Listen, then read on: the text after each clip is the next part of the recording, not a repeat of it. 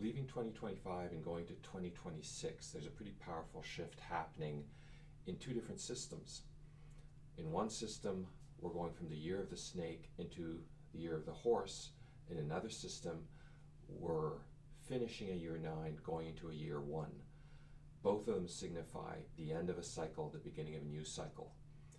Many people found 2025 to be a difficult year, sometimes on multiple levels: social, political, economic, but also on the level of personal growth and development, or of fulfilling their potential, fulfilling their purpose. Obviously, it's been challenging on a social level, and also on the level of geopolitics, and for many people on an economic level as well, with the cost of living going up and all sorts of stuff going on. On all these levels, most people have at the minimum experienced the stress of uncertainty and possibly even traumatic stress. But many people, and you might be one of those, have also found it challenging on a more personal level in their inner work, trying to overcome limiting patterns, trying to move forward, trying to attain goals, or at least make progress towards them. And it can feel as though those patterns that you've been working so hard to let go of don't want to let go. They want to keep holding on. Changing those old patterns to live more consciously, to be more empowered and authentic, is not a linear process. It's not a straight level path. So if you're someone who's engaged in working on yourself, whether it's just to be happier and healthier to fulfill your life purpose, you've experienced the ups and downs of that process.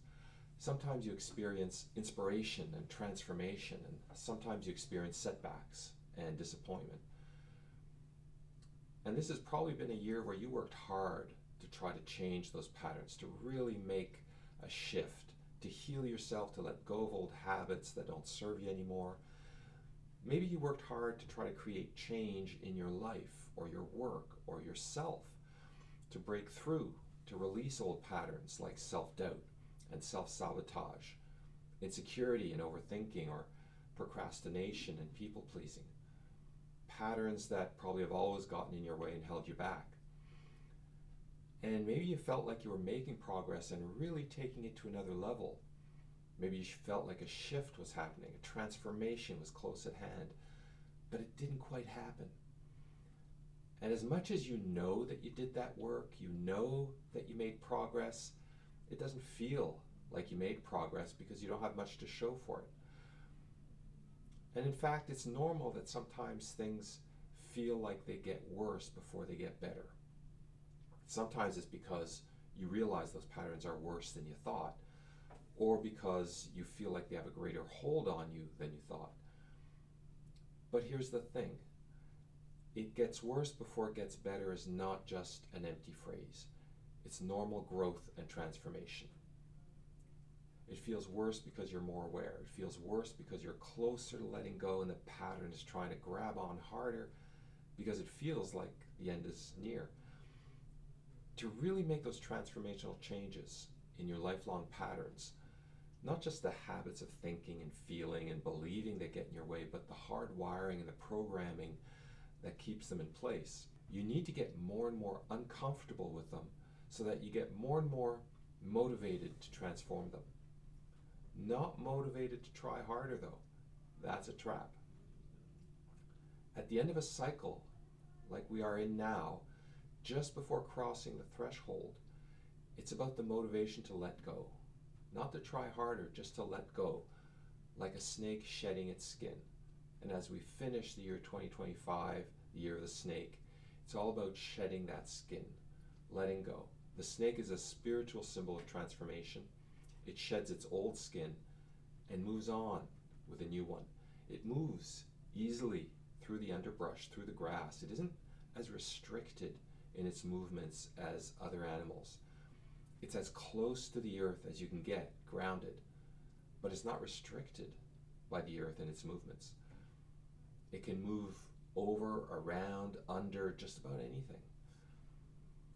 So, we're leaving 2025, the year of the snake, and it's time for reflection and a preparation for change. 2026 is the year of the horse, and the energy of the year of the horse is movement, momentum, breakthroughs, bold action, innovation, letting the fire energy flow. So what's the takeaway? At the end of this year, take stock of what you've accomplished in your personal growth. Acknowledge what you want to let go of, not in terms of, not in negative terms, but in terms of validating yourself for the progress you've made and the change you're ready to make. Take stock of what you learned this year, what you became conscious of, and also the intentions you formed for the change you want in your life and in yourself. Recognize the efforts you made, acknowledge the successes, rather than the ways you feel you didn't succeed. Shed your skin. And don't make a resolution to work harder at it in 2026. The energy will be there in the energy field. You just have to open and let go. Trying to work harder at it just creates more stress and frustration, inner conflict. It deepens your feeling of not being where you want to be. Focus more on self-acceptance, and I'll talk more about that in my next posting, my next newsletter. You need to accept yourself in the present. Not think like you'll only accept yourself when you achieve certain goals. If you do that, you'll never reach your goals. If you're going to make a resolution for the next year, don't make a resolution to try harder and work harder next year. Make a resolution to let go of trying so hard and focus instead on believing in yourself. You can only let that new energy flow if you've let go of what holds you back.